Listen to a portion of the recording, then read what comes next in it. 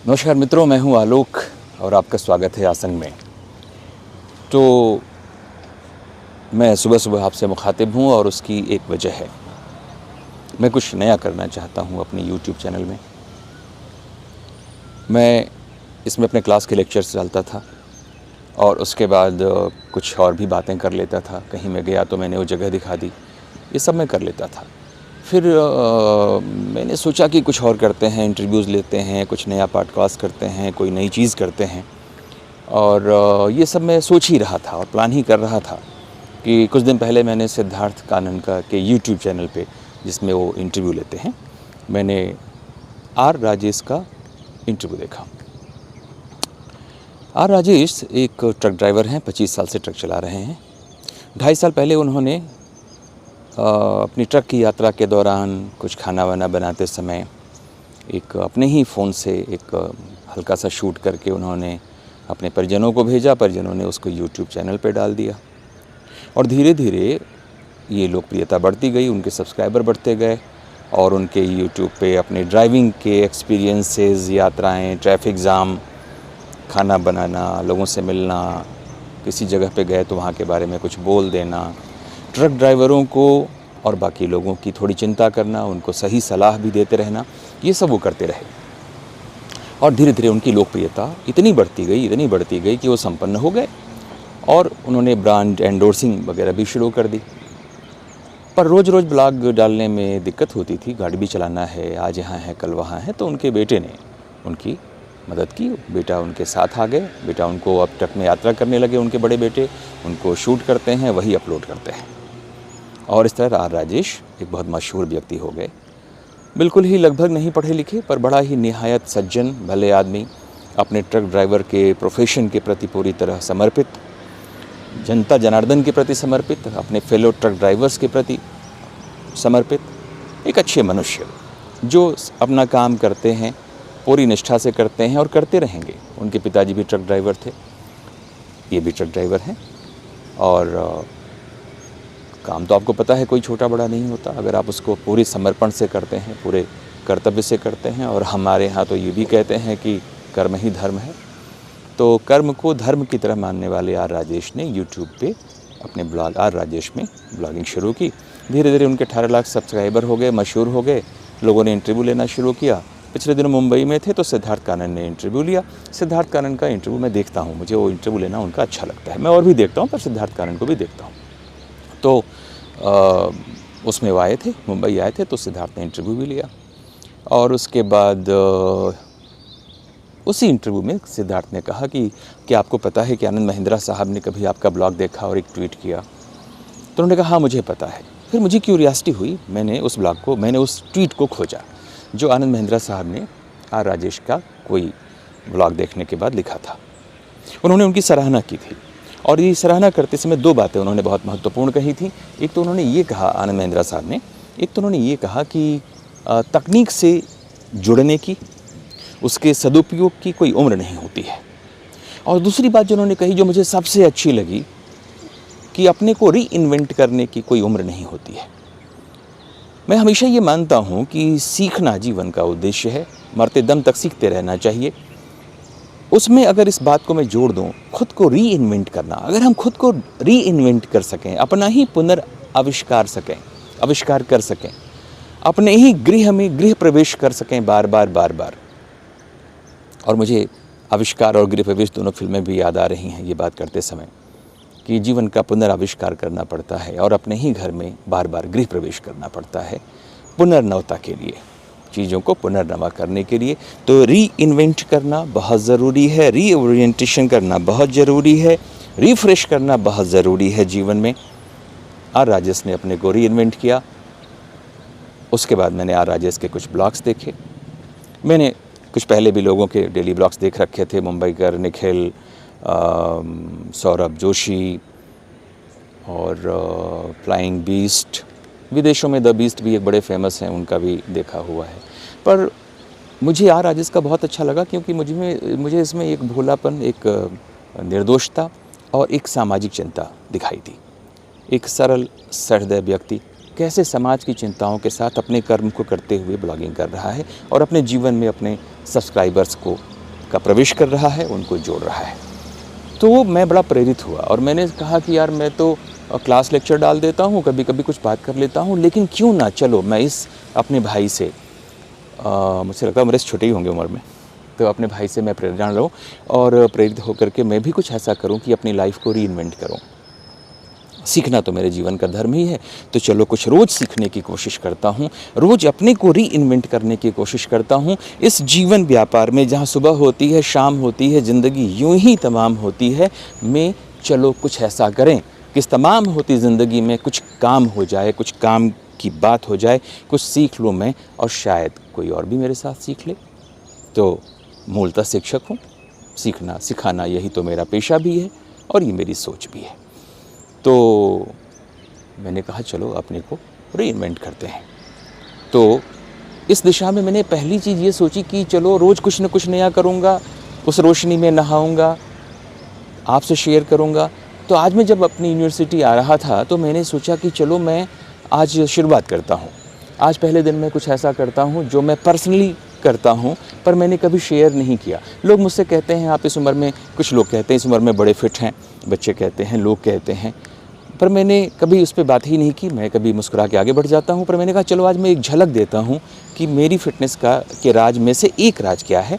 इसलिए भी मैं शेयर कर रहा हूँ क्योंकि जो मेरे स्टूडेंट्स हैं, जो और लोग भी हैं, शायद इससे कहीं कुछ थोड़ी सी प्रेरणा पा लें और उनका जीवन कुछ कदम बेहतर हो जाए। तो सबसे पहले मैं आपको सिर्फ अपनी बहुत सारी एक्सरसाइज में से 2 मेजर एक्सरसाइज में आपको आपके सामने करके दिखाऊंगा। हालांकि मैं भी घर से करके आ रहा हूँ, फिर भी चूँकि रास्ते में ख्याल आया कि चलो आज ये करते हैं, तो मैं ये करने जा रहा हूँ आपके सामने। तो आप देखें, एंजॉय करें और लोगों को दिखाएं, शेयर करें। क्या है, लोग निंदा, शिकायत, अंधेरा बहुत है, जीवन में परेशानी बहुत है, ये बातें तो अपन बहुत करते रहते हैं, लेकिन रोशनी को पैदा करना, रोशनी को बांटना, ये भी ज़रूरी है। और अगर कोई भी है, अगर कुछ अच्छा कर रहा है, रोशनी प्रकाश बांटने की कोशिश कर रहा है, प्रकाश में नहा रहा है, तो उसको भी मुझे लगता है शेयर करना चाहिए, ज़्यादा लोगों तक शेयर करना चाहिए। क्या पता किसी को फ़ायदा हो जाए। बुद्धनाथ मिश्र जी की बहुत मशहूर गीत है उनका, एक बार बीन और छेड़ दे सपेरे रे, जाने किस नागिन में प्रीत की उछाह हो, एक बार जाल और फेंक दे सपेरे रे, एक बार जाल और फेंक दे मछेरे रे, जाने किस मछली में बंधन की चाह हो। जो मुझ में तो है बंधन की चाह, प्रीत की उछाह, कुछ करना, मरते दम तक कुछ सीखना, कुछ नया करना, कुछ बेहतर करना, इस दुनिया को जैसा पाए थे उससे थोड़ा सा सुंदर बना करके जाने की कोशिश ही करना अपने हाथ में है। जो भी हमारी सामर्थ्य और सीमा है, जो भी किरदार हमें इस जीवन में मिला है, उसको सुंदर बनाना और उस किरदार की मदद से इस दुनिया को सुंदर बनाना, यही तो मेरी सोच है जो मैं आपसे शेयर कर रहा हूँ। अब मैं आपको अपनी 2 एक्सरसाइज दिखाना चाहता हूँ, एंजॉय करिए कम से कम। तो एक तो है, ये ट्रेडिशनल है, एक को कहते हैं हम दंड और एक को कहते हैं हम बैठक। मैं पहले दंड करूँगा थोड़ी सी, फिर मैं आपको बैठक करूँगा। ये मैं नमूने के तौर पे कर रहा हूँ, जैसा कि मैंने कहा मैं करके आ चुका हूँ, पर फिर भी मैं एग्जाम्पल के तौर पे आपके सामने करने जा रहा हूँ। और देखें, तो मुझे थोड़ा दूर जाना पड़ेगा, लाइक दैट, राइट। और ये रुकिए, मैं ज़रा घड़ी निकाल दूँगा अपनी, वरना ये घड़ी मेरे हाथ में आएगी।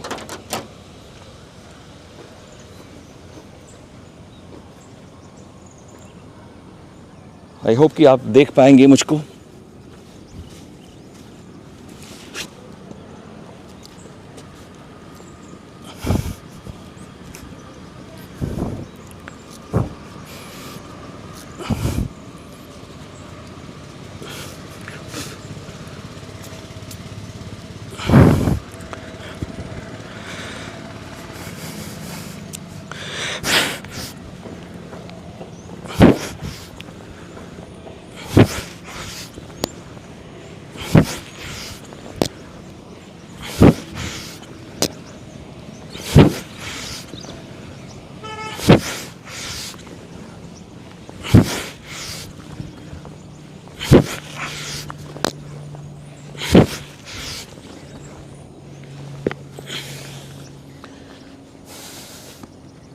तो ऐसे हाथ झटक लेना चाहिए करने के बाद। और मैं और भी कर सकता हूँ, मैं और भी करता हूँ, पर ये तो मुझे खाली आपको स्पेशली अपने बच्चों को एक नमूना दिखाना था कि ऐसे करते हैं। और जो अमेरिकन पुशअप्स है ना, उससे ये बेहतर है, ये उससे काफ़ी बेहतर है। अमेरिकन पुशअप्स में सिर्फ आपका अपर बॉडी, सीना चौड़ा होता है, अपर बॉडी पे काम करता है ज़्यादा, वो कोर भी मजबूत होता है। पर इसमें क्या है कि सब कुछ एक साथ होता है, सब कुछ। कमर की चर्बी घटती है, कमर पतली होती है, सीना चौड़ा होता है, और पूरी बॉडी सूर्य नमस्कार के मुख्य आसन की तरह आगे पीछे होती है, खिंचती है। एक्सरसाइज क्या है? एक्सरसाइज है संकुचन और विस्तार। तो संकुचित होती है और विस्तृत होती है पूरी बॉडी, और अप और डाउन होने से चौड़ी भी होती है। तो ये हो गया दंड। अब मैं आपको करके दिखाता हूँ बैठक। बैठक दो तरीके से करते हैं, एक बिना सहारे के और एक सहारे के साथ। तो मैं आपको सहारे के साथ करके दिखाता हूँ, वो थोड़ा सुरक्षित है और आसान है। उसका आपको अभ्यास हो जाए तो आप बिना सहारे के कर सकते हैं। दंड और बैठक, या इसको हिंदू पुशअप्स भी कहते हैं। ये ट्रेडिशनल भारतीय पद्धति है जो बहुत ही काम की है। अब मैं आपको बैठक दिखाता हूँ।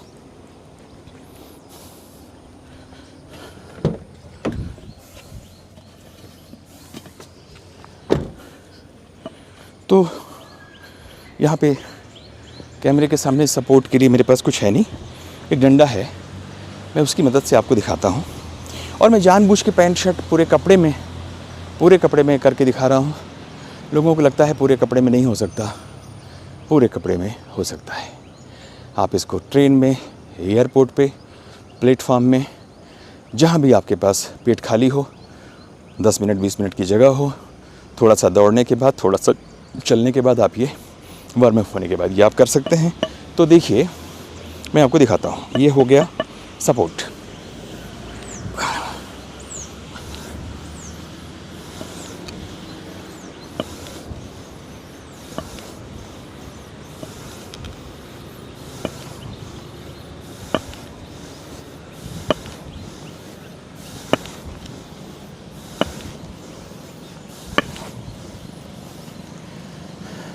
डंडे की लंबाई थोड़ी छोटी थी, डंडा थोड़ा लंबा हो, कोई भी मेज़ का कोना हो, पेड़ हो, कुछ भी हो, आप पकड़ सकते हैं।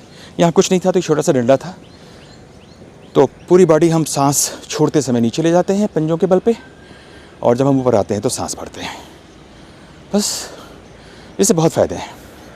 आपके हिप्स खुलते हैं, आपकी मेरुदंड का एक्सरसाइज होता है, पंजों का, काफ मसल का, बहुत उपयोगी है। इन्हीं दो एक्सरसाइज के बल पे, मुख्यतः इन्हीं दो एक्सरसाइज के बल पे भारत कुश्ती में, पहलवानी में इतना आगे रहा। अब देखिए रुस्तम हिंद, दारा सिंह, राम मूर्ति जी, बहुत सारे लोग जगत विख्यात हुए और भी एक्सरसाइज करते थे, पर ये दो उनकी कोर एक्सरसाइज थी। तो मैं आपका 53 साल का दोस्त, जो बेसिकली प्रोफेसर है एक भारत की सबसे बड़ी महत्वपूर्ण यूनिवर्सिटीज़ में से एक में, अगर वो कर सकता है तो आप भी कर सकते हैं। मेरे प्यारे बच्चों, मैं आपसे कह रहा हूँ। तो फिर मिलेंगे। शुक्रिया, धन्यवाद, खुश रहिए, टेक केयर, बाय बाय।